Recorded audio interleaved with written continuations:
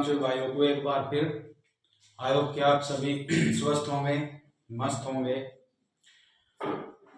तो आज हम बात करने वाले हैं 10th क्लास चैप्टर 3 के बारे में। उससे पहले हम आपसे कहना चाहेंगे कि आप लोगों की दिवाली अच्छी गुजरी होगी। तो अब हम शुरुआत करने वाले हैं चैप्टर 3 की। चैप्टर का नाम है मेटल्स और नॉन मेटल्स। इसके बारे में आज हम डिस्कस करेंगे, क्योंकि चैप्टर 1 और 2 तो हो गया और आज हमारा जो स्टार्ट होने वाला है चैप्टर 3, और इसी चैप्टर 3 को लेकर हम शुरुआत करते हैं। तो पहले अपने टॉपिक और अपनी वीडियो में स्टार्ट करते हैं अपने चैप्टर को। तो चैप्टर 3 का सीधा सीधा नाम है मेटल्स एंड नॉन मेटल्स। तो थोड़ा और हिंदी और डिटेल में चलते हैं। तो मेटल्स को कहते हैं धातु और नॉन मेटल्स को कहते हैं अधातु। तो चैप्टर 3 है, क्लास 10th का है, इंपोर्टेंट चैप्टर है। 4 चैप्टर ऑलरेडी केमिस्ट्री के अंदर हैं, पहले 5 थे, अब 4 चैप्टर शेष रह चुके हैं। कोरोना के बाद एक चैप्टर को बिल्कुल ही हटा दिया गया है, तो ये इंपोर्टेंट चैप्टर हो गया है। इसमें से भी कुछ टॉपिक को हटा दिया गया है और कुछ ही टॉपिक, कुछ ही पॉइंट इसके अंदर अब शेष हैं। तो हम बात करने वाले हैं धातु और अधातु के बारे में, इससे रिलेटेड, इससे जुड़े हुए उन सभी टॉपिक, उन सभी पॉइंट के बारे में हम डिस्कस करेंगे। उससे पहले हम डिस्कस करते हैं धातु के बारे में कि आखिर धातु अर्थात मेटल होते क्या हैं। तो देखिए, सीधी सीधी डेफिनेशन की यदि हम बात करें तो धातु वे होते हैं, यानी कि मेटल्स वे कहलाते हैं जिसके अंदर इलेक्ट्रॉन फ्रीली घूमते हैं। ये जनरली बातों में हम कह सकते हैं। अब जनरल बातों में हम कह सकते हैं कि इलेक्ट्रॉन फ्रीली घूमते हैं। अब इलेक्ट्रॉन घूमने का मतलब क्या है? अब इलेक्ट्रॉन घूमने का मतलब है कि जिसमें इजीली करंट पास हो जाए। अब इजीली करंट किन में पास होता है? जैसा कि हमारे पास आयरन है, आयरन अर्थात लोहा, आयरन जिसको हम लोहा कहते हैं, कॉपर जिसे हम तांबा कहते हैं, सिल्वर जिसे हम चांदी के नाम से जानते हैं, एयू जिसे हम गोल्ड अर्थात सोना कहते हैं। तो ये सभी के सभी बेस्ट कंडक्टर है इलेक्ट्रिसिटी के, और इनमें इलेक्ट्रॉन बहुत ही इजीली फ्री रहते हैं और इसमें आसानी से करंट पास हो सकता है। तो कह सकते हैं कि वे सभी मेटल्स या वे सभी तत्व जिसमें इलेक्ट्रॉन फ्रीली घूमते हैं वो सभी के सभी क्या कहलाते हैं? हमारे धातु कहलाते हैं। लेकिन जनरली ये हमारी डेफिनेशन नहीं है। हम ऐसा लिख सकते हैं, लिखने में ना ही नहीं है, लेकिन अगर हम और क्लियरिटी की बात करें तो धातु के बारे में कि धातु वे पदार्थ, वे तत्व होते हैं। हम डेफिनेशन की बात करें कि वे तत्व जो या जिनमें कठोरता होती है, जिनमें कठोरता होती है, चमक होती है, कठोरता होती है, चमक होती है, तथा ऊष्मा और ताप, हीट, ताप और ऊष्मा कह सकते हैं, या आप कह सकते हो विद्युत अर्थात हमारी इलेक्ट्रिसिटी, इलेक्ट्रिकल, जिसमें ऊष्मा, ताप को आप लेना चाहो ले सकते हो, अर्थात आप ऊष्मा और विद्युत ये दोनों प्रवाहित हो सकते हैं या पास आसानी से हो सकती है, प्रवाहित हो जाते हैं। तो क्या कहलाते हैं? धातु कहलाते हैं। जनरली ये डेफिनेशन हमारी बुक के अंदर है। 10th क्लास यूपी बोर्ड के अंदर आप देख सकते हो, सीबीएसई बोर्ड के अंदर भी गिवन ही कुछ इस प्रकार से होगी कि वे एलिमेंट जिसमें हार्डनेस, शाइनिंग, वे एलिमेंट जिनमें हार्डनेस अर्थात कठोरता, शाइनिंग चमक तथा थर्मल एंड इलेक्ट्रिकल को पासिस कर सकती हैं, उनको प्रवाहित कर जाते हैं, तो वे हमारे कहलाते हैं धातु। इन्हें हम क्या कहते हैं? धातु कहलाते हैं। अब धातु होते क्या हैं? धातु की डेफिनेशन तो हमने पढ़ ली कि धातु क्या होते हैं, कि धातु वे तत्व होते हैं अर्थात वे तत्व जिनमें कठोरता, चमक उष्मा और विद्युत के सुचालक होते हैं जिनमें करंट पास हो सकते हैं, करंट को पास किया जा सकता है, धातु कहलाते हैं। अब धातु के एग्जांपल हमारे पास क्या हो सकते हैं? धातु के एग्जांपल ऑफ मेटल, एग्जांपल की यदि मैं बात करूं तो नंबर 1 पर आयरन। आयरन एक मेटल है, इसके अंदर इलेक्ट्रॉन फ्री होते हैं तो इसमें करंट इजीली पास हो जाती है। कॉपर, कॉपर एक बेस्ट कंडक्टर है इलेक्ट्रिसिटी का, इसमें बहुत ही इजीली और काफी तेज इलेक्ट्रिसिटी पास होती है। सिल्वर, सिल्वर भी एक अच्छा कंडक्टर, अच्छा सुचालक है इलेक्ट्रिसिटी का। गोल्ड, तो ये सभी के सभी एक्सेट्रा आदि की हम बात करें तो काफी एलिमेंट ऐसे हैं। अपनी पीरियोडिक टेबल के लिए हम बात करें रसायन विज्ञान के अंदर 118 एलिमेंट की जानकारी है। इन 118 एलिमेंट की जब नॉलेज है तो इन्हीं 118 एलिमेंट में 91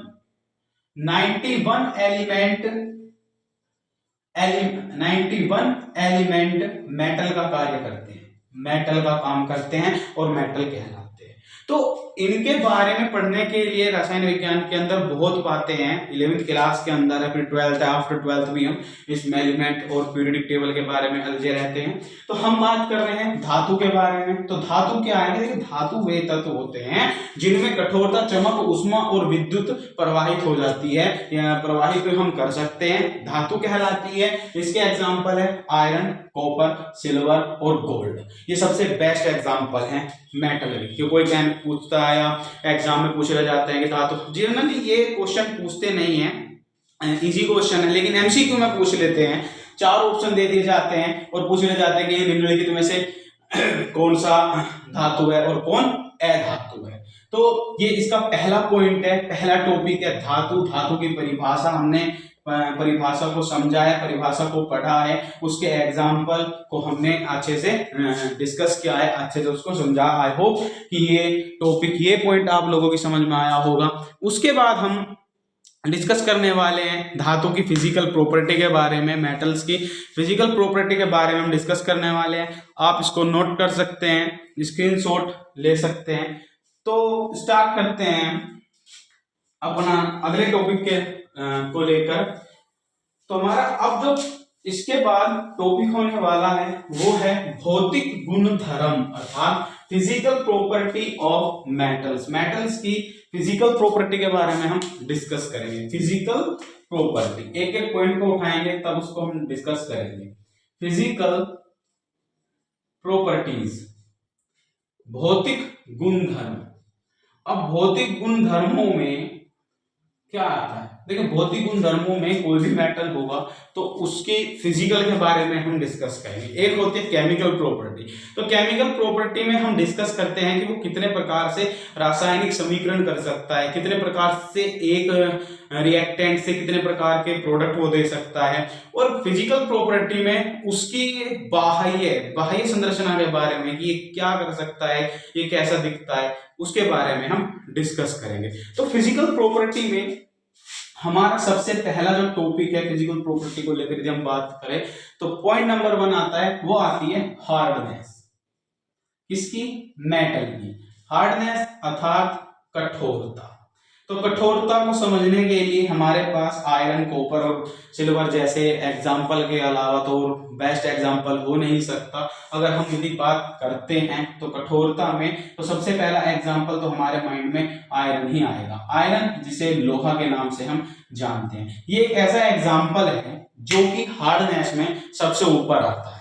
हार्डनेस में, मैं कठोरता की बात कर रहा हूँ। फिजिकल प्रॉपर्टी यानी भौतिक गुणधर्मों में सबसे पहली प्रॉपर्टी है अपने पास हार्डनेस अर्थात कठोरता के बारे में। तो मेटल्स की यदि हम और ज्यादा डिस्कवरी तो हम बाद में करेंगे और उसके बारे में हम बाद में पढ़ेंगे, लेकिन पहला एग्जांपल हार्डनेस को लेकर कि जो धातु, यदि हम एक ही लाइन में इसकी डेफिनेशन को खत्म करना चाहे तो हम ऐसा लिख सकते हैं कि धातु कठोर होती है। धातु कठोर होती है, लेकिन कौन सी धातु कठोर होती है? लगभग सभी धातुएं कठोर होती है। तो पहली डेफिनेशन कठोरता हुई, एक ही लाइन में खत्म है कि धातुएं कठोर होती है। तो पहला पॉइंट ये, जैसे इसका उदाहरण है आयरन।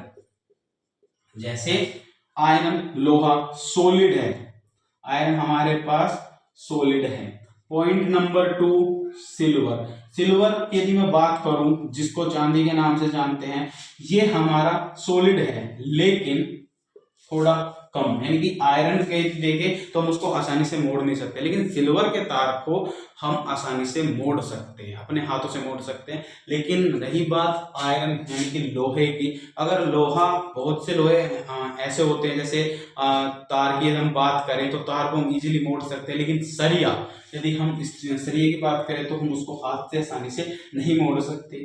तीसरा पॉइंट आता है हमारे पास गोल्ड, यानी कि सोना। सोना एक नरम धातु है, सॉफ्ट इसको बोल सकते हैं, ये सॉफ्टनेस के अंदर आता है। तो सॉफ्टनेस यानी कि काफी नरम है। तो हार्डनेस में तो 3 एग्जांपल अपने पास हैं कि लोहा है, चांदी है और सोना है। किसके हैं ये? मेटल्स के हैं। क्यों है? क्योंकि हम बात धातु की कर रहे हैं और धातु के अंदर अगर कोई चीज सॉलिड ना हो तो वो बात गलत हो जाती है। तो सॉलिड में सबसे पहला एग्जांपल जो है हार्डनेस के नाम पर, तो वो है हमारे पास लोहा यानी कि आयरन Fe, दूसरा है सिल्वर, चांदी जिसे कहेंगे, और थर्ड है गोल्ड के बारे में। Aluminium is a very hard, aluminium भी है, आता है हमारे पास। इसके बाद हमारी जो दूसरी प्रॉपर्टी आती है, पॉइंट नंबर 2 की प्रॉपर्टी, वो है फिजिकल प्रॉपर्टी। पॉइंट नंबर 2 की, पॉइंट नंबर 2 फिजिकल प्रॉपर्टी में आता है रूम टेम्परेचर। रूम टेम्परेचर, अब इसकी क्या आवश्यकता होती है रूम टेम्परेचर की? देखिए, रूम टेम्परेचर की आवश्यकता इसलिए, ये भी एक फिजिकल प्रॉपर्टी का हिस्सा है रूम टेम्परेचर। क्यों है?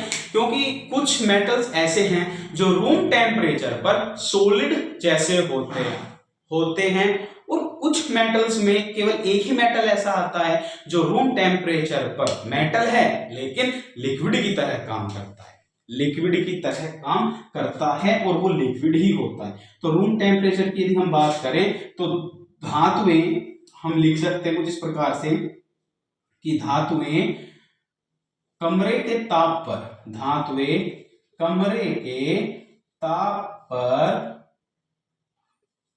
ठोस होती हैं, ठोस होती हैं। अब कैसे?